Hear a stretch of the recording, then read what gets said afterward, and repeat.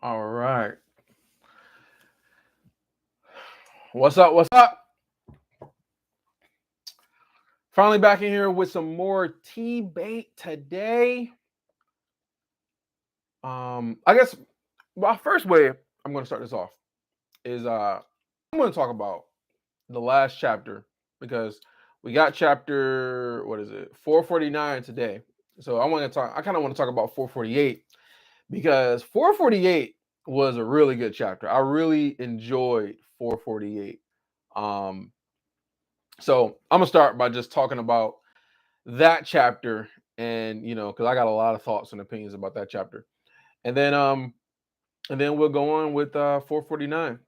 So if you want to probably just skip ahead or something, once this end up going up, skip ahead to me talking about. I'll probably put a timestamp in there talking about, it's the beginning of 449, talking about it in case you don't really want to hear about 448 because I'm late. So, but yeah, 448, man. 448 was a really good chapter. I really enjoyed Kathleen. It was like all Kathleen in this chapter. And I don't know. It's like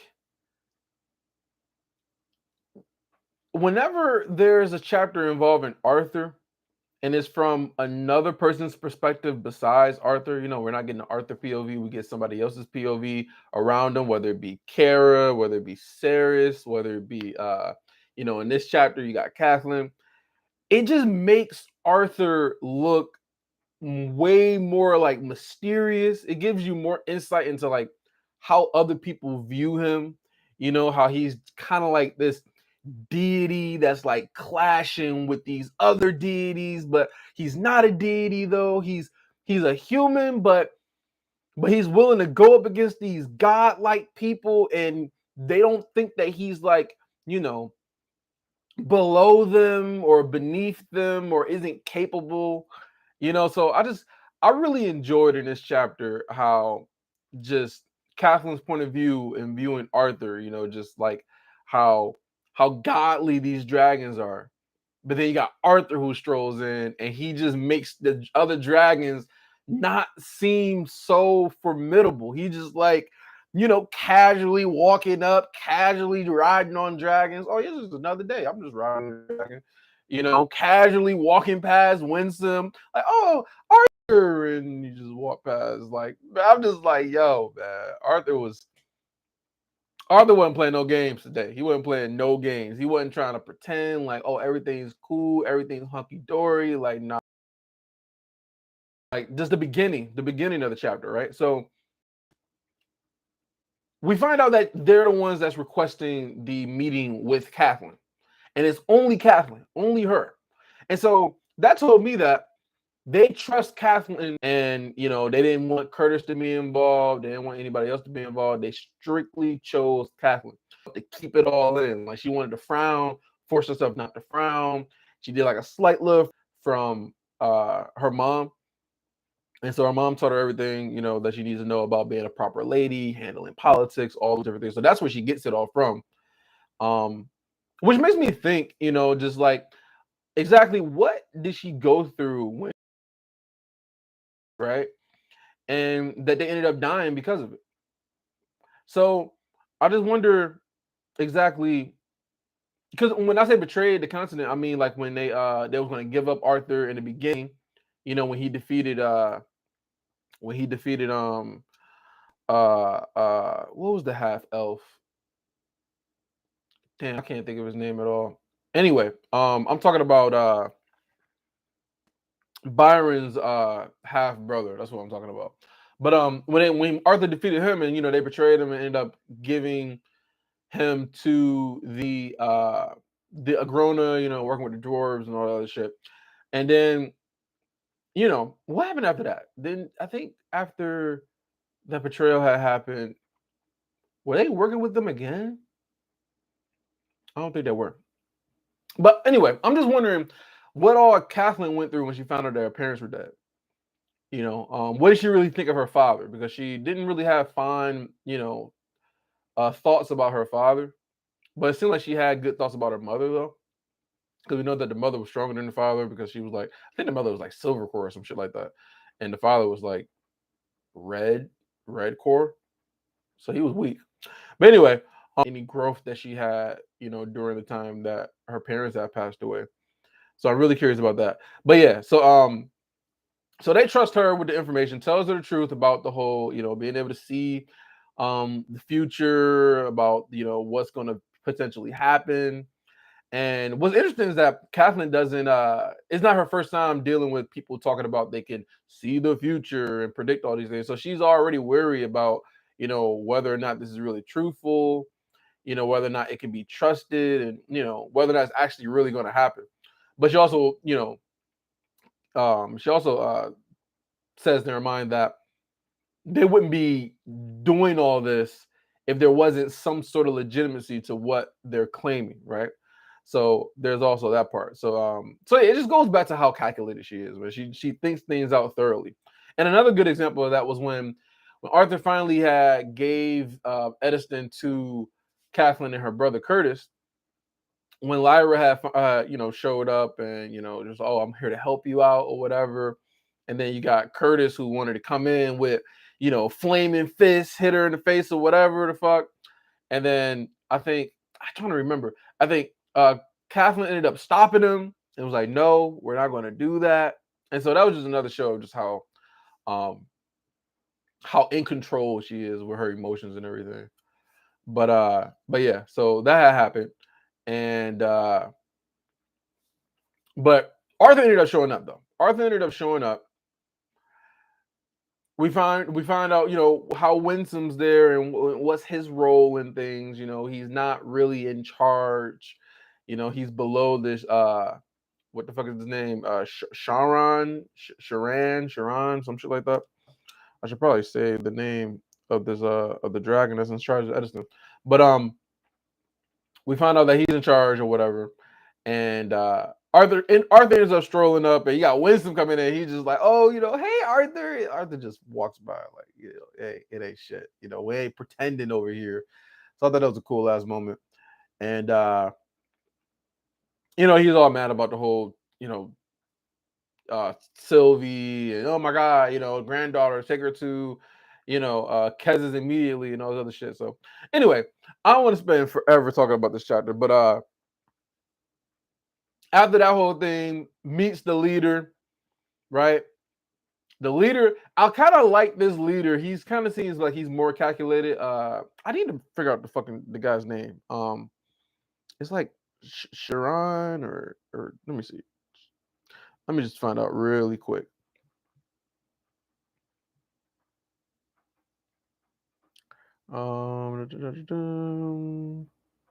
Guardian Sharon. I think it's Sharon. So yeah, Guardian Sharon. So he seems really cool. Seems really calculated. Like he was just kind of meeting Arthur face to face, told everybody to leave, and and then Arthur taking shots. Arthur taking shots at Winsome, talking about, I'm surprised that you're not the one that's in charge, say that to Winsome and shit. So I was like, oh, okay, taking shots. They battling against each other and shit. And then Kathleen is in the middle of this shit, just like, oh my god, like what the fuck? But so that was cool. And then they had the whole conversation and telling them about, the whole, the attack, how the Wraiths might be coming. They're not worried about the Wraiths, which of course, the dragons, they ain't worried about nobody because they think they're just invincible, whatever. Or at least, the only thing they pose as a threat is maybe another Asura. Anything that's not an Asura, they don't really deem as as a threat or anything worthy of their time, type of thing. But anyway, what was another thing I had wanted to say about this chapter before I move on? Oh, Kathleen, right? So Kathleen understands the politics. So she understands what the dragons are actually doing to undermine Arthur or make him look, not as in charge. I guess the way that she put it was like, out with the old, which is Arthur, and in with the new, which is the dragons. And I mean, it's just so crazy to me because, like, don't these people know that it's Arthur? First off, it's Arthur that was the one that rescued them from because Edison is like near Zyrus Academy, if I'm not mistaken. So Arthur's the one that rescued them from is it Lucas or whatever the fuck his name was, um, who was attacking them and shit. You know, all the shit that he had did, and then Arthur's the one that saved all the people in the sanctuary, right? Saved them from Mordain, which was ordered by Kezis to fucking wipe their ass out. And then Arthur's the one that liberated them from the Alacrians that was there. Like, I mean, Arthur did so much shit. It's just like, how can these people so quickly just? I mean, I know not everybody feels the same way, but like, how do these people just come in and be like, oh yeah, you know, we gotta trust the dragons. We gotta go with the dragons. And I don't really understand that. I'm just like, do y'all not know everything he's done? Like, it's just crazy. But Catherine, she knows. She knows about what the dragons are doing, the undermining, the manipulation, and whatnot with Arthur. So I don't know, but she's still really calculated. So I'm not really sure exactly how she feels about everything. I know she knows she can trust him, but like I don't know. It's all crazy. But Sylvie shows up. I didn't know for sure whether she was gonna show up or not. So she shows up. And then you got Sharon. He was like, "Oh my god," She's like, "Hello, cousin." He was like, "Oh yeah, like oh we got so much to talk about." And Winsom's just like, because Winsome is he's a bootlicker, man. Like he's a bootlicker. He kisses ass. He does anything and everything for Kez's. Like he might as well be in love with the motherfucker, right? Um, so Sylvie shows up, and you got Winston just like, oh yeah, we need to give him to Kez's. That he was his order. As soon as she shows up, immediately she'll give him to, return her to like. I'm just like, oh my god, this motherfucker. But then they got Shirai just like, oh, like, oh, hey, he's trying to be all casual, like, oh, hey, cousin, it's been a long time. Even though I don't even know if he fucking even met her or not, but he's acting like, oh yeah, we got so much to talk about, like it's been years, and I think it's the first time they're meeting. But anyway, but Winsome like had to get put in check. Arthur was like, oh, so who's in charge here again? Like, was it Winsome or was it Shirai? Like, who's in charge? So I thought that was cool as shit. And so we end with I guess she's gonna be catching up with Sharon or what, I don't even know. So we'll see kind of what happens at that point. But yeah, it was a cool ass chapter. It was a cool ass chapter, man. I would honestly I give that chapter a 9, like a 9 out of 10. Like I enjoyed that chapter. I really did. So 14-minute mark. Now we got to get into 449, an impossible sight. Have no idea what it means. Typically, I try to speculate to try to figure out what some of these things might mean, but I don't know what it means. So, an impossible sight. And it looks like we are starting off with, let me just move this around. Lyra. Okay, so we're starting off with Lyra for some reason. I wonder why. How do I zoom in? Can I zoom? I should be able to like zoom into this really quick. I guess not. I guess I can't zoom because I don't know how. I guess. Anyway, so 449, an impossible sight. An hour ago. Okay, so this is before the meeting with Sharon. So I guess like while they're on their way there, or maybe they felt the mass of mana too. I don't know. They're pretty far away, so maybe they didn't. They didn't feel that mana surge type of thing. So anyway, so Lyra Drive. I paused in my rush from one task to the next, drawing in a deep, fortifying breath. The sun was hanging over the mountains to the west, its final rays still warm. The near constant breeze that blew across the wasteland had died down, loosening the fine cloud of ash that always hung in the air. It was a perfectly pleasant day, and yet I found it almost painful to relax. The effort straining against my body's urge to continue checking items off my list as fast as possible. My duties had pulled me from one minor emergency to the next for 2 days straight, and I hadn't had even a brief reprieve in what felt like hours. Closing my eyes, I turned my face toward the sun, letting its warmth touch my face. A shiver like ran through me, built up tension. Wait. A shiver ran through me, built up tension seeking a release. I felt my lips curve into a smile. This, this is what being a leader, what being a leader is.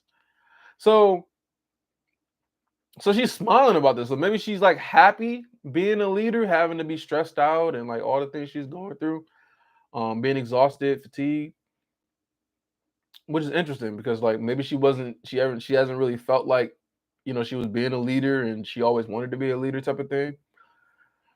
This is what being a leader is. This is what I could have been doing my whole life if only I'd known. If only she'd known what? Being looked up to, respected even. Dare I say, I loved it. It was addictive. No. I fucked that up. Being looked up to, respected, even dare I say, loved. So the people love her. So this is her first time experiencing love? Okay. I understand. I got it. It was addicting, even more than the constant climb for power and authority have been before. Watching Ceres's work. Okay, fucking stop popping up. All right. Watching Ceres's work, working alongside her as we helped our people to come to terms with their new lives, was satisfying in a way. Yeah, was satisfying in a way I had never understood before. It gave me hope. It also, perhaps more than anything else, made me glad that Arthur Lewin hadn't killed me in Edison. I couldn't help but second guess myself at first, but now it was clear I had made the correct decision. Okay, so we get more insight into Lyra and how she's feeling and what she's thinking about. So that's cool. That's cool. So she's liking being a leader, being loved, and she's glad Arthur didn't kill her. So that's cool. Okay. As I let the sun kiss my skin, I felt the sharp sensation of eyes burn into my back. Letting my eyes ease open, I slowly turned and searched for the watcher. The watcher. He wasn't difficult to spot. A skinny, bespectacled boy was sitting on the edge of a farm bed, now staring intently at his knees. Slowly, he tried to sneak a quick look up, caught me watching him, went red, and stared hard at the ground.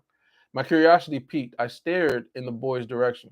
My movements unrushed in a way that I was already accustomed to. I felt a little bad as I watched him begin to panic, likely fearing a scolding or worse. He was one of the new arrivals, but I didn't know him or which blood he belonged to. By the tension with which he held himself and the fact that he was isolated when everyone else was hard at work, I suspected he was here alone, perhaps even a lower class resident of the relic tomb's second level who snuck through during Ceres's exodus. I stood over him, my arms crossed, lips pursed slightly. Have I wronged you, boy? I asked. You're staring as if you've sworn a blood oath of vengeance on me. Cocking my head slightly, I added, considering everything, I suppose that is possible. He flinched, glanced up at me, looked away, looked back again, then pulled his legs up to his chest and seemed to shrink. I relaxed, softening my. I wonder what this whole thing with this boy means. I relaxed, softening my expression and stance. At ease, child. I only meant to startle some good humor out of you. Why don't we start again? I'm sure you know my name already, but I'm Lyra. Who are you? He chewed the inside of his lip. I guess a lot of people be chewing the inside of their lip, so it's not just Nico. Spending years of his thoughts visible in his eyes, then finally hopped to his feet and bowed. I'm sorry, retainer Lyra, high blood dried. I didn't mean to spare, or I didn't mean to stare. I just he swallowed heavily. I'm Seth of High Blood Melview. Oh, so this is Seth. That's why he's being brought up. I'm just like, what's up with this? Like, what's up with it? About? So this is Seth. So Seth went through. When we know Mela didn't, right? Mela didn't go through. So that's also something that's curious, like how he's gonna, because he liked her, they was in a relationship and stuff. So how is Seth gonna fare without Mela being there? Is Mela even gonna still be alive? So it's a lot of stuff that we don't really know that's happening. So she's having this conversation with Seth.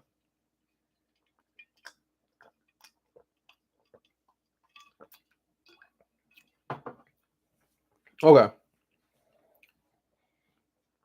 I'm sorry, Returning High Blood dried. I didn't mean to stare.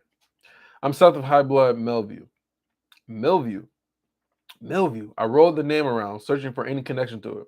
I was slightly surprised to him name himself as a high blood, but less so that I didn't know anything about the name.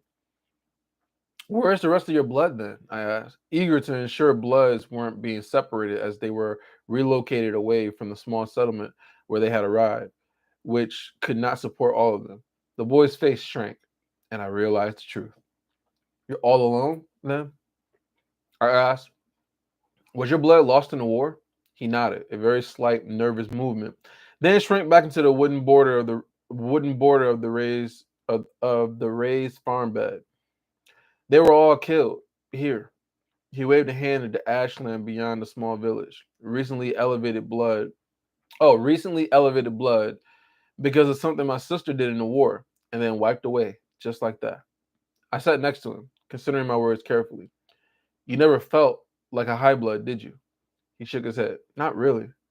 The others at the academy, well, they didn't treat me like I was their equal. Not until he swallowed heavily. Not until Professor Gray, Arthur. That's so funny. They're still calling him Professor Gray. Like it's just they're probably just so fucking traumatized. Just like, man, like Professor Gray, but he taught us how to fight, but then he fucking went and killed two sides and shit. Like, bro, that shit wild. Um, I said, recalling what little I had learned. Yeah, recalling what little I had learned of Arthur Lewin's time hidden in Alacrity. You're one of his students, then. Is that why you came to that, Catherine? To follow your mentor? No, he said too quickly. He ain't trying to follow, bruh. Blanching, he glanced at me from the corner of his eye. I mean, I just didn't have anywhere else to go. Syceres wanted to know more about my bestowals, me and my friend, and I just thought, well, maybe here at least I could do something. He said me and my friend. So he's talking about Malus, right? So did she not? Did she go with him? There's no way. I don't think she went with him. Maybe they just came to an agreement like, hey, you should go. You know, you could be useful there or whatever, but I'm gonna go and find my sister and that type of thing. Maybe that's what he means by that. Because I could have sworn that she stayed. Could have sworn. Um, so I didn't have anywhere else to go. Sirs wanted to know about my stalls, and me and my friend and I just thought, well, maybe here at least I could do something. He shrugged rather helplessly. I didn't think I could return to my blood's home or the academy, not after everything. I pressed my lips into a tight smile, not saying anything else. Clearly, the boy needed to talk, and I was prepared to let him, at least with what little time I had to spare. He hopped up again and took a couple steps away, facing the gray wasteland to the north. Why did, yeah, I think Cersei, yeah, from Game of Thrones. Why did Cersei have to die just for that? He asked. She died mapping her way through it. That's what we were told. But now look at it. She died for nothing. Melview.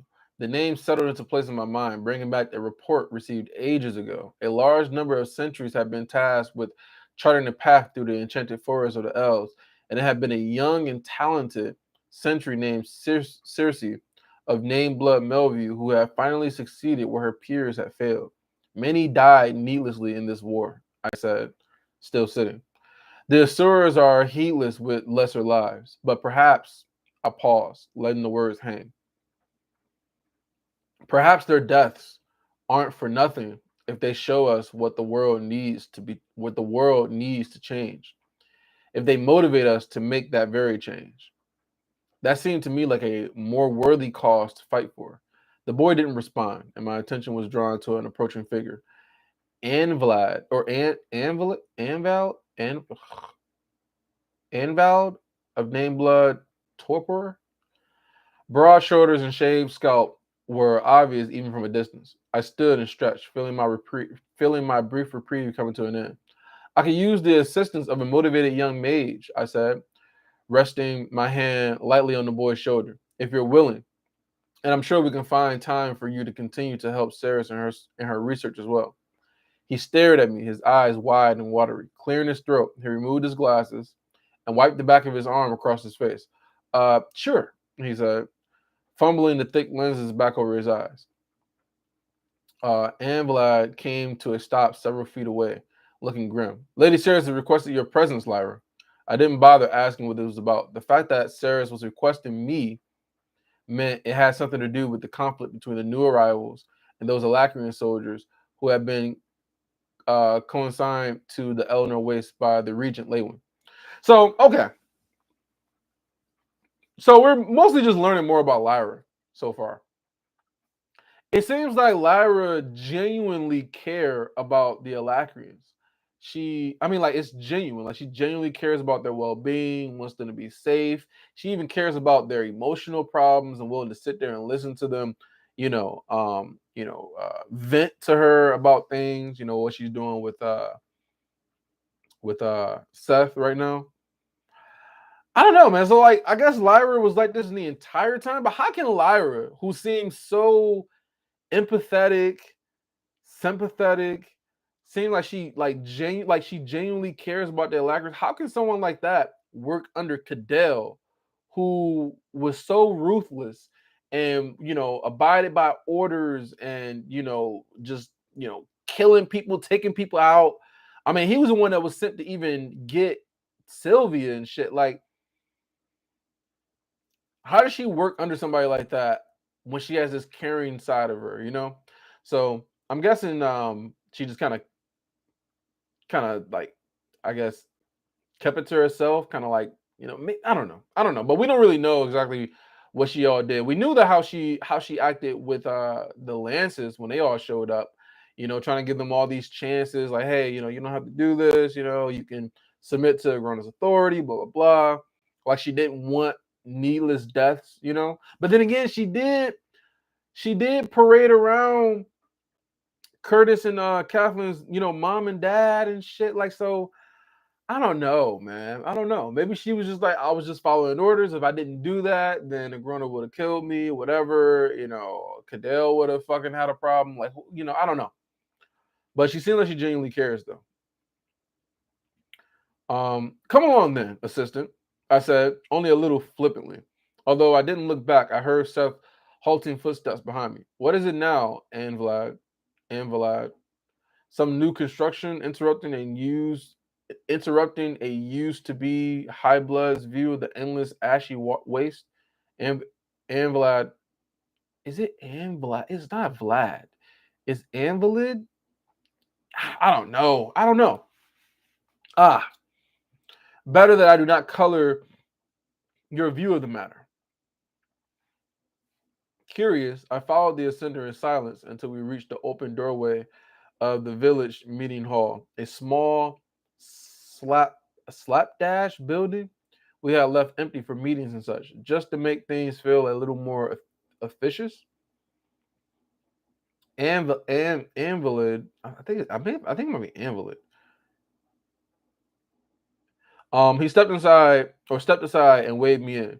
As I stepped through, my eyes took a moment to adjust to the dim light, but I began to make out what sounded like a long-running argument. Blood Vassier lacks the standing to claim authority over the high blood Ainsworth soldiers. The strong voice of an older man was saying, We have few enough left. I won't have them drawn off to other duties when they should be protecting me, my wife, and my heir. Do you understand? After everything we've done for this movement, everything we've sacrificed, to now be asked to bend the knee to this. I squinted slightly, and my eyes adjusted enough to see Baldur Vesseray try and fail not to roll his eyes. I'm not. Ugh. Surely, Cypseris, you see. Wait, you can see that wait, surely, Cypseris, you can see that I'm only trying to. Again, I like to remind everyone that blood station carries no weight at all in this new nation of Alacrians. Corbett of High Blood Denoir interrupted. Oh, so that's not. I thought that was Sarah that was speaking. So that's Corbett that was saying that blood station carries no weight anymore. You're living in a new world now.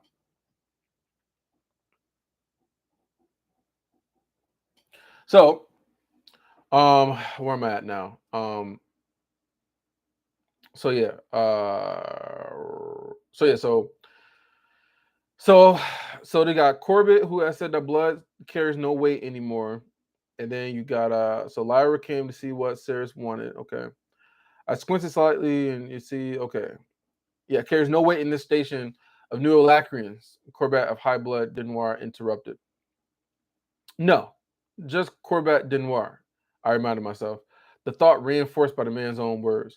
As of 2 days ago, we all agreed to move forward as equals, he finished.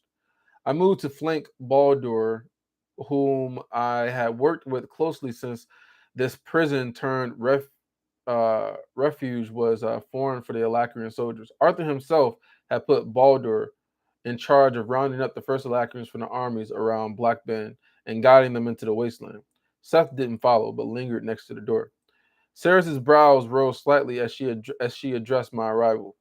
Some of those who came with me have questioned Baldur Vieser's leadership, Lyra.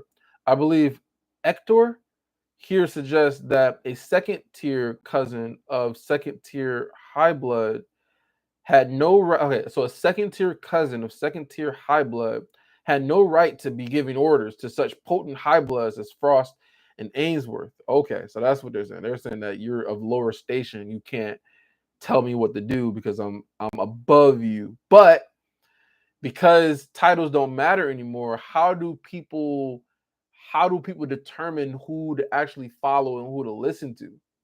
You know, like Sarah's might not even be a scythe anymore. She's calling herself she's not a scythe, but they're still going to listen and follow her because of her her history. Because of her reputation. Even if it doesn't matter anymore, you can't just immediately erase that from people's brains as to like, oh yeah, I don't have to listen to you because you're not a scythe anymore. So anyway, so they're having a conflict, which is not that interesting, but we'll keep going. Um, so second tier cousin of a second tier high blood had no right to be giving orders to such potent high bloods as Frost and Ainsworth. It strikes me that this is perhaps exactly the right time to see some proof of this new societal concept of ours, one in which the purity of one's blood, as determined by the Vitra, is not in fact the end all be all of one's worth. I nodded in understanding. The leaders of this society must be people who have earned the right through action, who their peers look to as leaders willingly, with acceptance, hope, and most of all, trust. Baldur Vessier has been that leader here. Okay, so that's their point. Okay, I see what they're doing. I see what she's doing. It was he who laid the foundations for the earliest encampments, gathering the defeated, despondent, furious remains of the Alacrian army and keeping them from imploding long enough to form a pipeline for food and water, as well as build a handful of ramshackle structures to keep the sun from baking them. I met the eyes of those around me in turn. Hector Ainsworth, Lars, okay, I don't know what the fuck is his last name. Lars Eisenhart, Corbett Denoir, a mage by the name of Udon Plainsrunner, who worked closely with Baldur, and Baldur himself, who turned to give me a weak smile.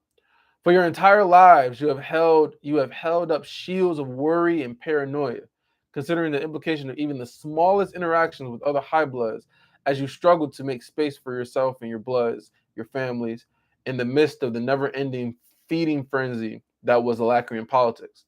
Now is the time to lay down those shields, gentlemen. You are no longer jockeying for position among your peers, but working to ensure our collective survival. I finish. So is this Lyra talking? I don't know who the fuck is talking right now, but I'm thinking it's Lyra. I don't know. I shot Sarah a glance to gauge her reaction. Yeah, so it must be Lyra. A reflexive motion I couldn't help despite the message I had just delivered to the others. It would take us all more than a couple of days to put aside a lifetime of hierarchies.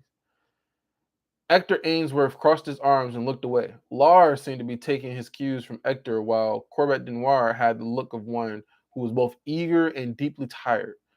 Udon and Baldur, both soldiers, were not used to this kind of politics, shuffled uncomfortably. Perhaps we could take this conversation out into the village, I suggested, moving toward the doorway. I gestured for Seth to go through ahead of me. There are others I would like to introduce you to, leaders among the people here, not by virtue of their military station or bloodline, but their hard work, talent, and self-sacrifice.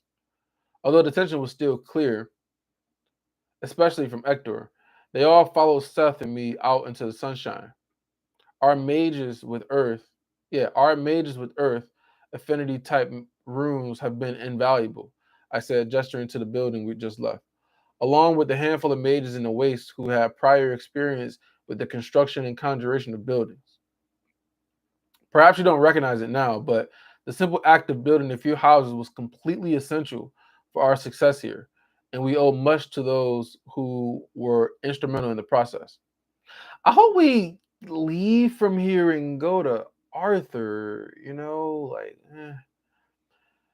Hector and Lars and Corbett examined the structure unenthusiastically, clearly not enthralled by the explanation.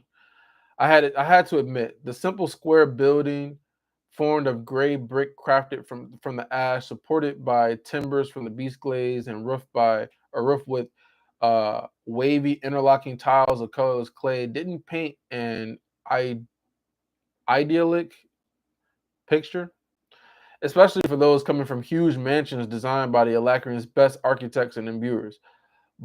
Function in this place in this case was many times more important than form. In the end, I hoped only that they would see the purpose of the structures and the importance of the people behind them. After giving them a moment to examine the building, I led them to a nearby patch of farmland, introducing them to Udon's brother, Idir, a soldier previously stationed in Zyrus, who was now one of the most proficient cultivators of fertile soil brought in for the beast glades. Okay, so that's where we're at right now.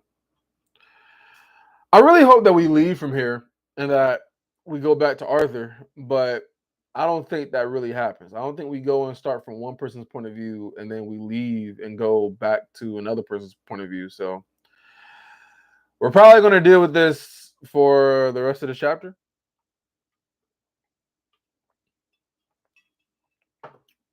So I don't really care about this, but we're going to keep going.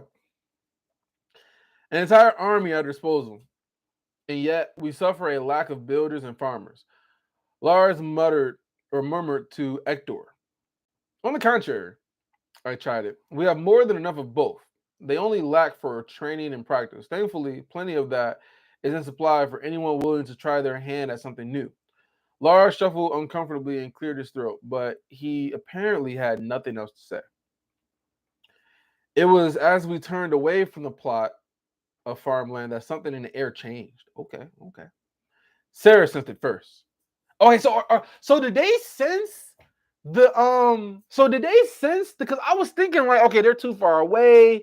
They're not going to be able to sense that mana surge from the wraith that ended up, imploding or exploding on itself. But maybe they did. Sarah sensed it first, her head snapping around to the south. So they did. They had to have. Cyrus, who had been flanking her like a shadow, shifted quickly in a defensive stance in front of her. I followed the line of their serious stares into the trees of the beast glades. Okay, no. This is something else. An instant later, it hit me as well. So Sarah's okay. So we're kind of learning the higher, the level of strength, I guess, kind of. Sarah sensed it first. Her head snapping to the south.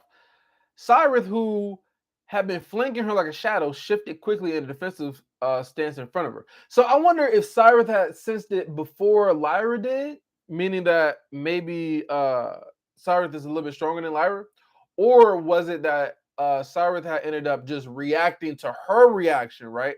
So he just saw her reacting, and then he immediately reacted to her reaction. He didn't have to know about what was going on. He just saw her reaction and was like, "Oh, I gotta protect her," And so I don't know. Because Lyra's strong. Lyra or Cyrus, who's stronger? I don't know. This makes it seem like it might be Cyrus, but I'm not entirely sure. We know Lyra is like more defensive. She's really good defensively. So maybe if it was like a drawn out fight, she would win because of her defenses. But honestly, I have no idea. So So she followed the line of the stairs into the trees of the beast glades. An instant later, it hit me as well. An intensely potent mana signature, accompanied by a desperately crushing intent, was rushing towards us. So yeah, this is not the explosion they're sensing that happened in Edison. This is something completely new. So an intensely potent mana signature, accompanied by a desperately but is Chul there, or did Chul? Where did Chul go?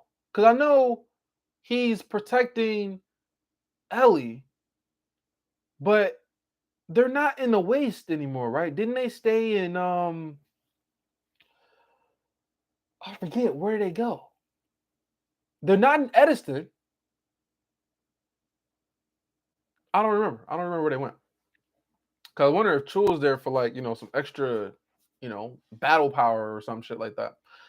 Um an intensely potent mana signature accompanied by a desperately crushing intent was rushing toward us, flying over the wild tangle of forest land and growing stronger by the moment. Is it a dragon, maybe? Rushing to Edison? A ripple went through the gathering mages, wiping away all thought of the conversation we've been having. But it wasn't only the handful of us present. Uh, Idir, I think, and three others. They gotta have thought about like battle formations and shit like that in case there's like an attack. So they gotta be a little bit prepared, right? But they did just get there, so maybe they haven't gone through that yet. And three others tended the farmland while dozens of Alacrians milled about, some carrying timber to new construction, others buckets of water, some only loitering, unsure of what to do. Nearby, a handful of children were sitting with a girl with short golden hair as she taught them about magic. They all felt it. Beside me, Self Melview grabbed my sleeve, his hand shaking. As the pressure built, so it's building up, some couldn't help but step back, reeling from the weight of it even at this distance. Others, I was worried to see, stumbled toward the signature, jaws slack and faces expectant, almost reverent, hopeful. Fools, I thought absently, my own internal voice distant and quiet, as if my mind had already retreated away from the approaching power. Sarah's burst into action. Okay, so people were like going toward the power or the intent or the pressure, and she's calling them fools because they seem to be like expectant and reverent, like it's gonna be like maybe a groaner or some shit. I don't know. So Sarah's burst into action, taking command and issuing orders. Ainsworth, Denoir, gather the Bloods. Ensure people stay together. Keep order. Don't allow a panic to sweep our number. Those who are already preparing to leave the village, get them moving. Vasir, organize a retreat in the wastelands. Anyone who remains here could be a danger to us or themselves. Split the village east and west toward the next towns in line. Go! I took a few steps forward, pulling Seth with me as I squinted over the trees in search of the signature source. There, I said, although it came out barely a whisper. A winged creature, massive and black in the night sky, flew into view, sweeping low over the trees. Okay, so my thought is this. Is this one of these high tier like triple S class mana beast? Or could this be somebody from Mordane's crew in the Hearth? Or could this be somebody connected to Agrona? Now, my first thought is this. My first thought is that this might be one of these triple S class beasts who came from the Beast Glades and wandered around and they about to go and try to, eat some people up. That's my thought. Because they are close to the Beast Glades. But I'm not sure. Honestly, I'm not sure. Okay. A winged creature, massive and black in the night sky, flew into view, sweeping over the trees. In seconds, it was wheeling above us, a harsh cry issuing from its enormous maw. My mind reeled. A Vritra, in its fully transformed state. I was wrong. So these are one of the Asuras, one of the Sovereigns. who's fully transformed. Wow, I don't think we've seen that. To see a basilisk flying the skies of Dicathon, man, that's fucked up. They can't handle this thing. Shit. Shit. Um, to see a basilisk flying the skies of Dicathon, such a thing hadn't been seen in Alacrity in my lifetime. Seeing one here now, it seemed the height of impossibility. All I could think was that Ceres' escape from the Relatoons had finally prompted Agrona to take extreme action and end our fledgling offshoot nation of soldiers and rebels. With the suddenness of a falling catapult stone, the basilisk descended, landing half in one of the farm beds, its clawed feet churning the ground, ripping up the crops and sending the farmers sprawling, their shouts nearly lost in the noise of the huge wings beating against the warm late afternoon air. Seth stumbled and fell backwards, but I couldn't pull my gaze away from the sight of the basilisk in front of me. Even through my fear, see, I was wondering when this shit was gonna get exciting. I'm just like, okay, we're talking about all this shit, and a motherfucking basilisk shows up, so that's cool. Even through my fear, it was truly a sight to behold. Its body was a single long serpentine trunk plated with pitch black scales and lined with spines from the end of his whip like tail to the base of his thick neck. 6 powerful limbs protruded from the long body, each ending in a claw tipped with talons like scythes, and four thin leathery wings grew from above the forelimbs, now curled around the basilisk's squirming body like a protective shield. So this motherfucker got 6 arms or legs or limbs, I should say, and got 4 wings. The reptilian head snapped side to side, glowering around at the village, its maw opening and closing to reveal the dark void of his gullet. I think that's how you say that. Accompanying snap, rendering the air like shattering of stone. The smell of raw meat and sulfur making my stomach churn. Its tail witched back and forth, splintering a withered tree and scything around the heads of the paralyzed children. Oh shit! So like it can easily like kill these kids in a second. So it's kind of like just toying around with them a little bit. Its blazing red eyes, 4 on each side of the elongated face. So 8 eyes in total. Holy shit. Searching each and every person present.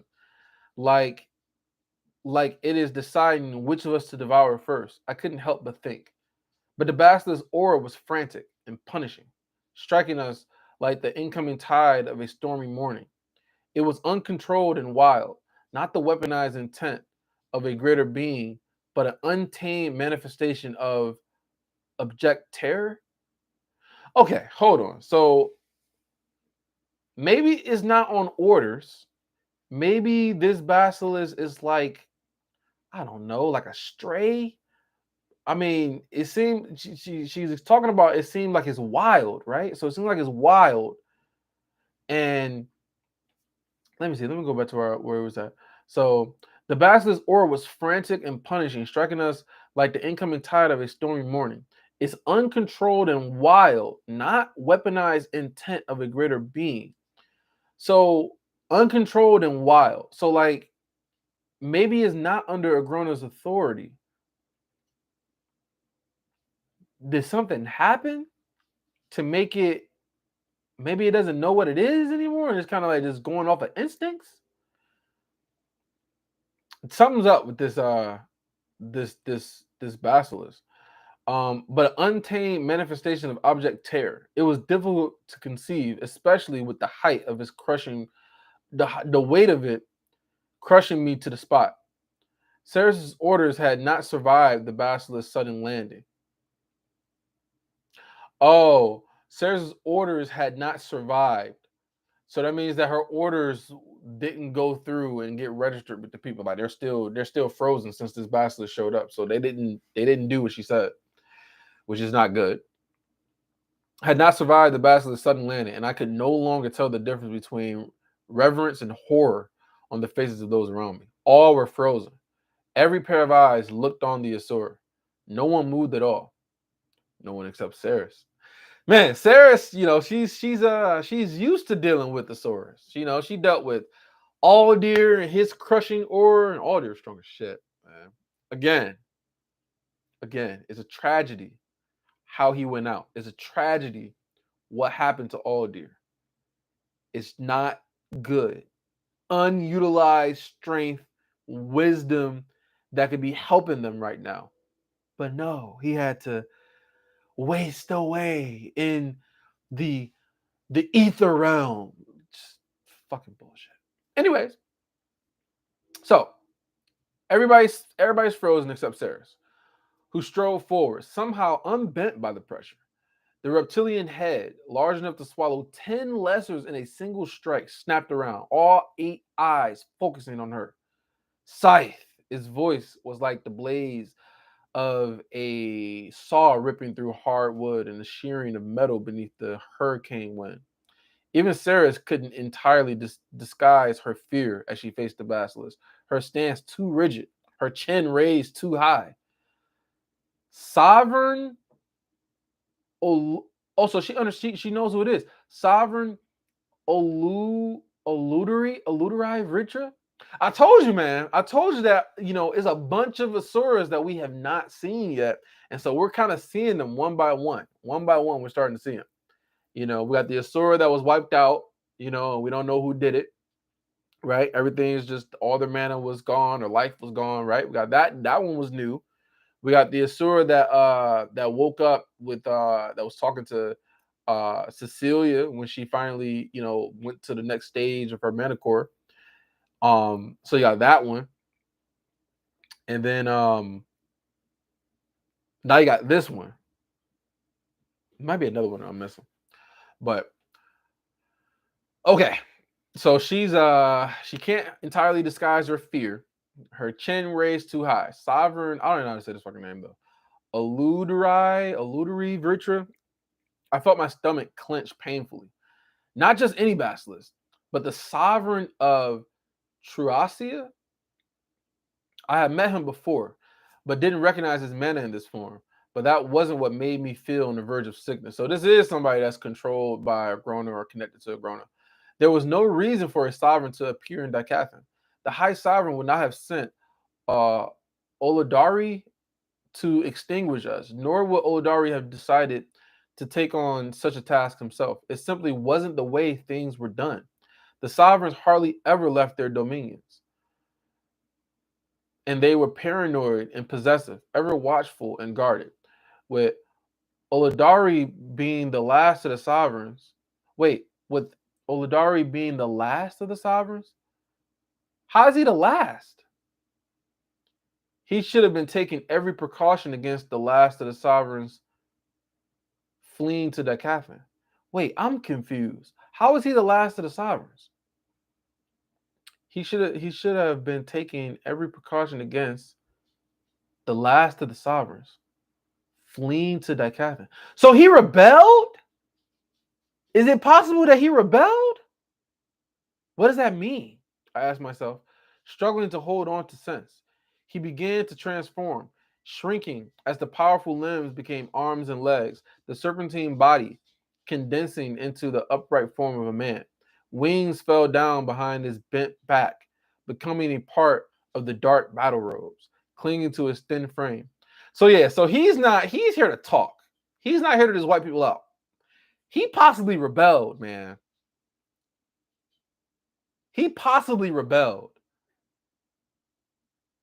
But there's no way. They're too afraid of a Grona, right? The point gap maw face flattened until Olodari, I'm just calling Olodari for now. Pale visage was recognizable. His ruby eyes staring at us, 2 sprawling horns pointed toward the sky above them. Olodari, on the couple of occasions I had witnessed him in person, had been impassive and focused. Now there was a manic wildness in his eyes that I couldn't have imagined seeing from an Asura. His face was twisted with a fear, so palpable and unexpected that it was difficult to look at. Foreseeing it made me want to bolt into the waste and never look back. Eldari surged forward, and I couldn't help but stumble away, unable to keep my composure. My senses left me as I struggled to understand what I was seeing. It looked, to my eyes, as if the sovereign threw himself at Ceres's feet, his pale, shaking hand clawing at the legs of her robes. Bruh, this is crazy. Wow. Okay, let's see where this goes. Bleeding words scratched out of his throat and between his teeth, my mind knitting together their meaning with all the efficiency of a boiled egg. Ceres, the last. I'm the last. How is he the last? I don't get it. So wait, okay. So we got Sovereign. Let's go through. We got Sovereign Kyros, who got killed by Cecilia. We got Sovereign Orlath, who got killed by Ceres, right? With what she used to make the shield. And then you got the Sovereign that was in, that got, the life mana sucked out of him. We don't know who did it yet. We got that Sovereign.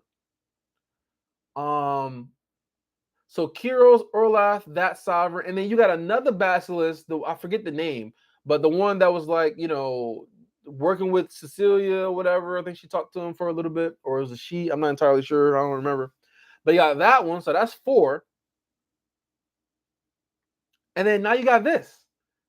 So was it only 5 sovereigns? But there's got to be more basilisks than that, though. Maybe all of them wasn't named a sovereign. So he's the last, the 5th. Okay. Let's see. So, unable to keep my composure, my senses left me as I struggled to understand what I was seeing. It looked to my eyes as if the sovereign threw himself at Ceres' feet, his pale, shaking hands clawing at the legs of her robes.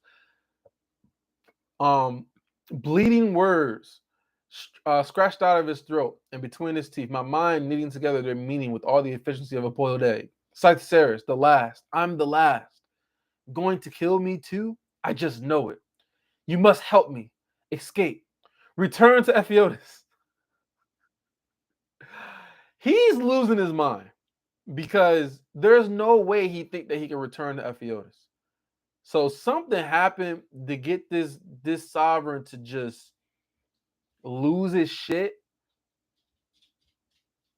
I mean, I don't know. Like, what the hell happened to cause him to just like lose his mind, panic with fear? It's something to do with a grown, I'm thinking.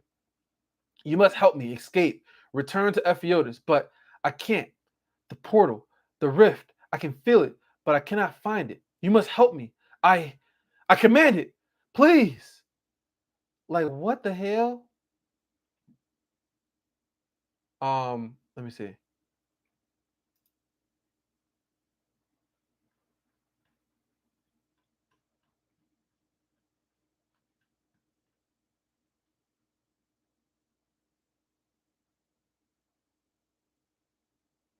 Okay. Wait, there's no way. There's no way this is the end of it, right? There's no way, right? There's no way this is the end. Maybe I can't. There's no way. I can't. The portal, the rift, I can't. I can feel it, but I cannot find it. You must help me. I command it, please. Maybe I'm missing part of this chapter because there's no fucking way that it just ended like this. There's no way. Did it really just end like this, y'all? Because this is kind of crazy. Like, this motherfucker shows up, panicked, scared, in fear. He's like losing his mind. I just I don't understand how I don't understand how this makes any sense. Like, what the fuck did Agrona do to cause this Oladarai, or whatever the fuck his name is, to be acting like that. It's like he's paranoid. It's like he's been maybe tortured or something, and he can't think straight because of all the abuse or something. Like it's kind of crazy. It's kind of crazy.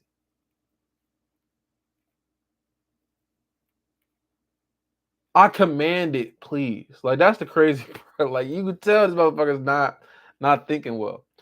But but yeah, it kind of just abruptly ended like that. Like that's kind of crazy. But but yeah, this is wild. This is wild.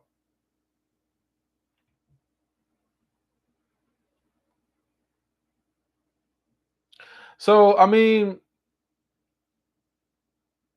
how was he the last though? So I mean, the only thing I can think of is that the rest of the sovereigns, or but but but Lyra said that he was the last, because I don't think he said that he was the last. Did he? Let me go back for a second. So he wasn't here. It's not the way of things. The last of the sovereigns fleeing to Dicathan. What does that mean?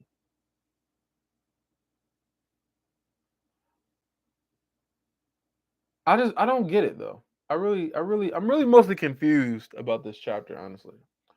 At least the way it ended. Like I'm just trying to understand why is he. I guess we still need another chapter to try to figure it out. But like, why is he there? Um, why is he so paranoid?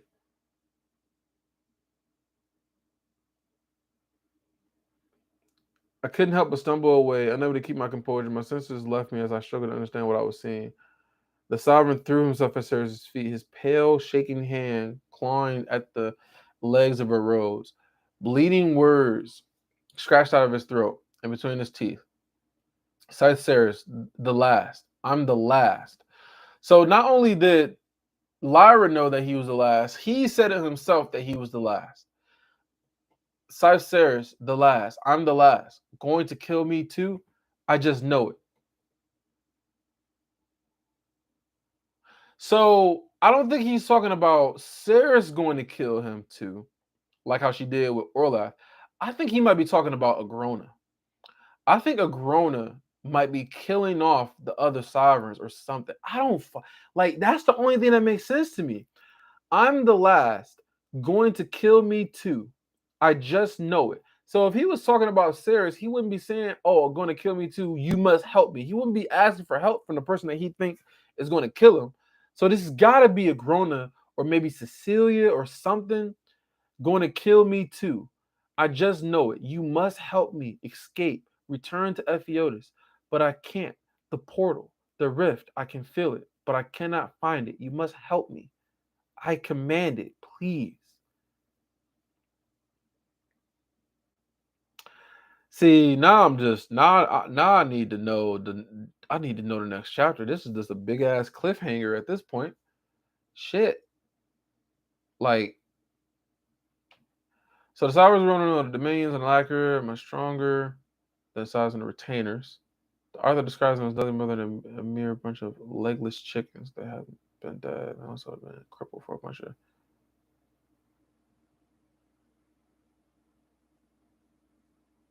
Okay, let me read this comment really quick because I kind of like this comment. So those sovereigns who were known to rule over dominions in Alacria were much stronger than the sides and retainers.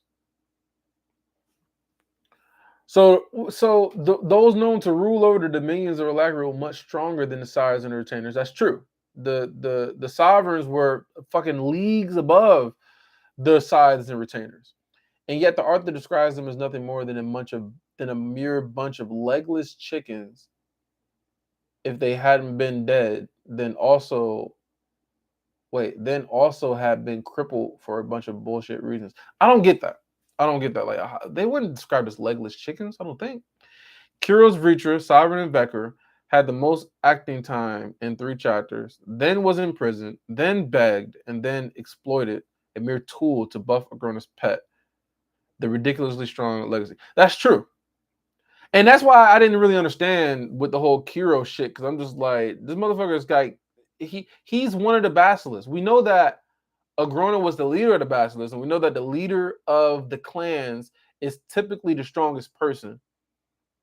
So, but like, they can't be that much stronger than everybody else.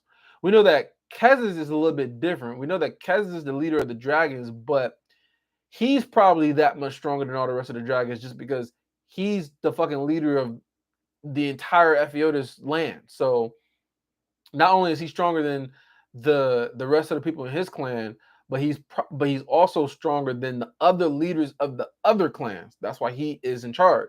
So that makes sense. But for Agrona to be so much stronger than the rest of the people in his clan, I don't really understand that part. So Kiros is also part of the clan, and he was a sovereign, but he was begging, and that's why I was just like, I guess Agrona really is that strong. Is kind of what I get from everything with all the begging and how Kiros acted, and everything. Orloth, right, sovereign in Susklar, had his head been cut off twice. One of them live streamed for the whole world to see, a plot tool to buff Sarris and Kara.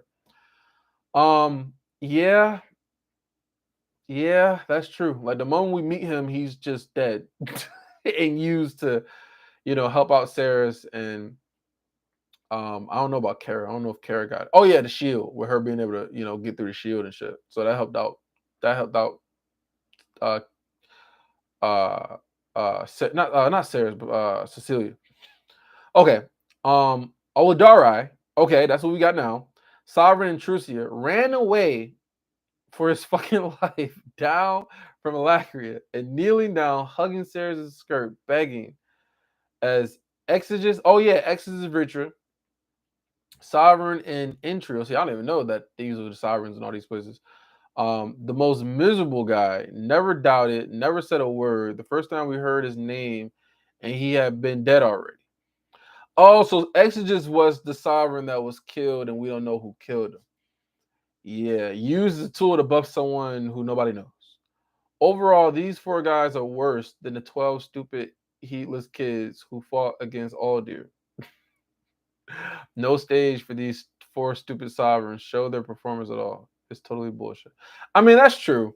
I will say that that's true. They didn't really get to perform or show how strong they were or anything. We kind of just left it up to like, okay, they're part of the Basilisk clan, so they're Asuras and they've got to be strong. So I mean, that's true. These sovereigns are kind of like they were kind of I ain't gonna say they were gassed up, but they were like they had this like image of like how powerful they were, but then when we meet them, it just seems like they're not really that powerful at all. Like it was just, I mean, we know that Orloff wasn't easy to get control of, but like, and there was a lot of like layers to strategy that she had to go through in order to, subdue him. But like, I don't know, Kiros, I don't really get how he was such a bitch. Um, then you got um Oladarai, I guess he's a bitch. Maybe he's just afraid of Agrona. And then Exeges just mysteriously just dead. I mean, I don't know. I don't know.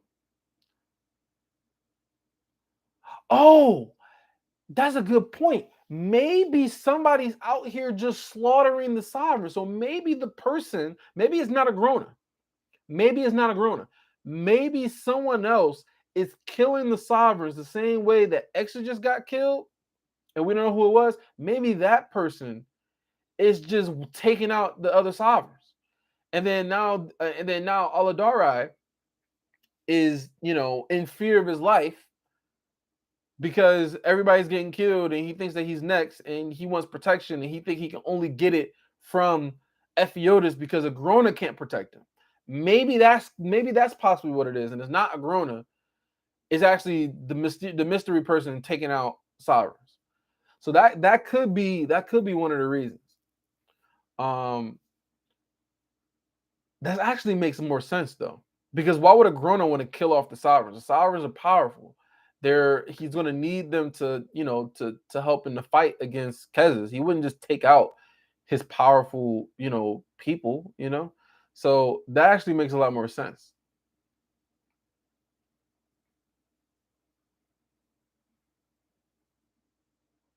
Um, okay. Someone else says that the fundamental weakness of the Asuras is that they have bought in wholeheartedly into their own hype. This chapter just shows cases. Wait, this chapter just showcases this. Most people in Alakria have been in a constant struggle of combat and improvement in the hope of surviving the system of survival of the fittest that the rich created. The irony being that the rich never allowed them to take part in it. Why bother when you're already a god? Wherever an Asura can't thuggishly overpower an empty in it, oh wait, overpowering an enemy, they pretty much always seen at a loss of what to do. I'm also calling it Tessia's the one taking out. Wait, I'm also calling it Tessia's the one taking out the sovereigns. How the fuck can Tessia take out the sovereigns? What? Or are they talking about Cecilia? The mana drain from the assassinated sovereigns is indicative of the legacy power, but Cecilia doesn't remember doing it, implying that someone was taking control without her knowledge. I don't know. I don't think so. I don't think so. That's crazy. So they're thinking that somehow, some way, this don't make any sense to me. So somehow, some way, Tessie is controlling Cecilia's body and using her magic to kill the sovereigns or take away their magic without Cecilia knowing. How could she do that without Cecilia knowing?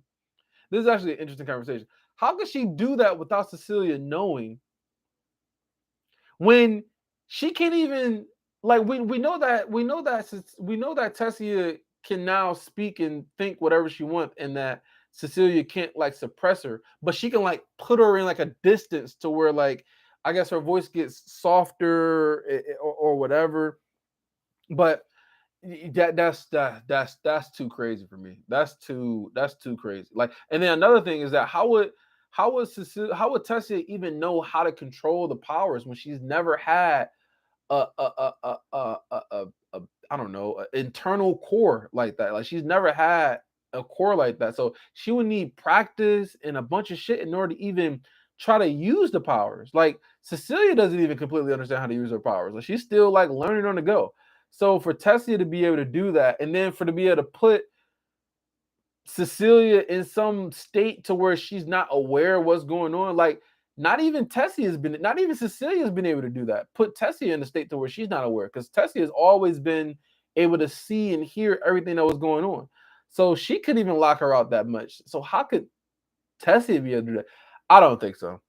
I mean, I think that's an interesting theory, but I do not think that that's what's happening. I think that is a fourth party that is out there who took that third ruin, went to the third ruin and got the keystone from there, and is somehow using that insight to be able to wipe out these sovereigns. That's what I think. Because what else did they say? And I completely agree with the Asuras. You know, they're extremely overconfident, in themselves, especially when it comes to other, when it comes to lessers.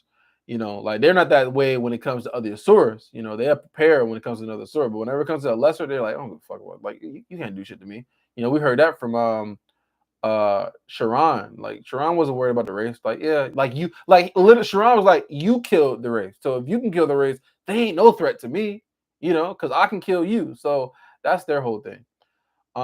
Cecilia doesn't remember doing it, implying that someone was taking control of our knowledge. Everyone's assuming that this is a Grona. I don't think it's a Grona. I think it's that fourth party who took the third, went to the third ruin, and they're somehow taking out these sovereigns. But it makes no sense. Why would he be taking out his own lieutenants? Not saying it's impossible that it's a Grona, but Tournament would have had some legwork explaining why he would want to do that. The other party would be Tessia, as it's possible she has far greater control after her core was destroyed than she's letting on, and maybe planning the Trojan horse to do as much damage as possible, hoping this is true, as it would mean that Tessia was finally doing something useful. I don't think that's just true.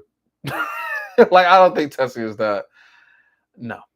Nope. She is a dumbass who quote unquote had the ability to kill Cecilia and chose not to because I have a promise to keep. And yeah, I don't think so. Sir, you're on your knees begging to be saved over here talking about something I commanded. Yeah, that's true. Yeah, so this chapter is got a cliffhanger at the end of it, but it was all right. It was all right. It was all right. We got to get the next chapter pretty much. I'm just kind of waiting for the next chapter now. So, I don't know what you guys think about the chapter. You can let me know what you thought about the chapter in the comments. Let me know what you thought about it, and if you feel the same way, do you think this is kind of like, okay, what the fuck is going on? Who do you think is actually taking out these sovereigns? Because it seems like these sovereigns are being taken out, and this what the fuck is his name? This Oladari or something like that. He's in fear for his life. So I think that it makes more sense that the person who took out Exegus, I think that that person is the one that's taking out other sovereigns that maybe we haven't met yet. But yeah, this is crazy. But I appreciate y'all joining in though. Leave a like, help out the channel, and I'll talk to you guys in the next video. Peace.